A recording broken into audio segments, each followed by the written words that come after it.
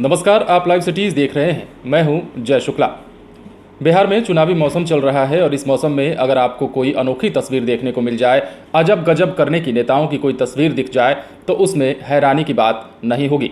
लेकिन दूसरी ओर हमारा भी फर्ज बनता है कि हम आपको हर वैसी तस्वीर से रूबरू करवाएं, अवगत करवाएं जो इस चुनाव में बेहद खास होने वाली है और जो चर्चा का विषय बन रही है।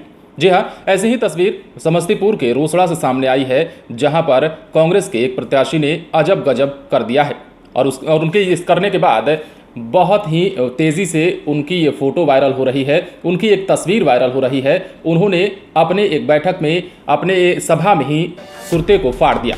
आप सोच सकते होंगे कि आखिर कांग्रेस के इस प्रत्याशी ने अपने कुर्ते को क्यों फाड़ा, तो हम आपको पूरी विस्तार से ये खबर बताते हैं। आप वीडियो के अंत तक बने रहें।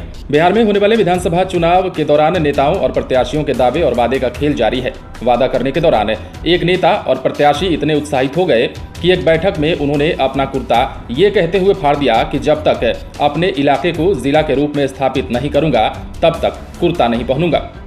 मामला समस्तीपुर से जुड़ा है। जिले के 10 विधानसभा क्षेत्रों में से 5 विधानसभा क्षेत्रों में चुनाव दूसरे चरण में है और बाकी के 5 विधानसभा क्षेत्र का चुनाव तीसरे और अंतिम चरण में संपन्न होगा। दूसरे चरण में होने वाले चुनाव की सीटों में रोसड़ा, हसनपुर, विभूतिपुर, उजियारपुर और मोहिउद्दीन नगर शामिल हैं। चुनाव तो सभी जगह रोचक हैं, लेकिन रोसड़ा विधानसभा का चुनाव अत्यंत ही रोचक हो गया है। वो इसलिए कि अब इस विधानसभा से अपने माथे पर जीत का सेहरा बांधने के लिए नेताजी भारी सभा में अपना कुर्ता फाड़ प्रतिज्ञा भी ले रहे हैं। ये तस्वीर आप बार बार देखिए।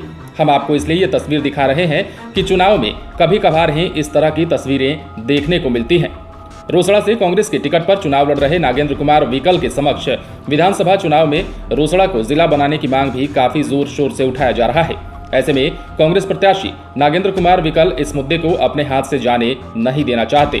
विकल ने अपने कार्यकर्ताओं के साथ रोसड़ा में आयोजित एक बैठक में अपना कुर्ता ये कहते हुए फाड़ दिया कि जब तक रोसड़ा को जिला के रूप में स्थापित नहीं करूंगा, कुर्ता नहीं पहनूंगा, सिर्फ धोती ही पहनकर काम चलाएंगे। कांग्रेस के प्रत्याशी द्वारा प्रतिज्ञा के साथ कुर्ता को फाड़कर शरीर से हटाना चर्चा का विषय बन गया है। जब नेताजी प्रण ही कर लिए हैं तो भला कार्यकर्ता कहां से पीछे रहने वाले थे। उन्होंने भी अपने नेता के हौसले को बढ़ाने के लिए फूलों के माला गले में डालकर हौसला बढ़ाया और जिंदाबाद के जमकर नारे लगाए।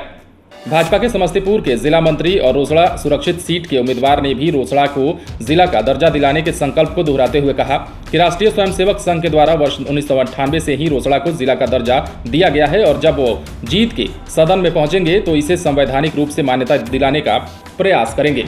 लेकिन कांग्रेस के प्रत्याशी का कुर्ता फाड़ने वाला जो तस्वीर है वो अपने आप में रोचक है, अपने आप में बहुत कुछ बयां कर देती है। जब भी नेता बैठकों में जाते हैं, जब भी नेता मंच पर आज इस चुनाव में जा रहे हैं तो कुछ ना कुछ नया करने की कोशिश कर रहे हैं ताकि वो लोगों के दिलों में घर बना सकें। और इसी कड़ी में नागेंद्र कुमार विकल ने भी ऐसा ही किया।